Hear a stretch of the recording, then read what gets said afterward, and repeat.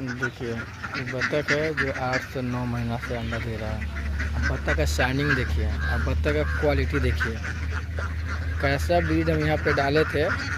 8 से 9 महीना 10 महीना से अंडा दे रहा है। अब बतख का शाइनिंग थोड़ा भी गायब नहीं हुआ है। अब आदमी सब, दूसरा आदमी सब देखते हुएगा कि एक स्टार अंडा निकाला हुआ बतख वीडियो भेजेगा और बोलेगा कि इसे देखिए नया बतख है। ये बतख लगभग हो गया होगा, लगभग वही 10 महीना से अंडा देता है, तो 10 to 12 14 महीना का बतख है। लेकिन आप लोग को लग रहा है कि 14 महीना का बतख है। देखिए क्वालिटी देखिए बतख का। इसी कहते हैं डीएस डॉग फार्म का क्वालिटी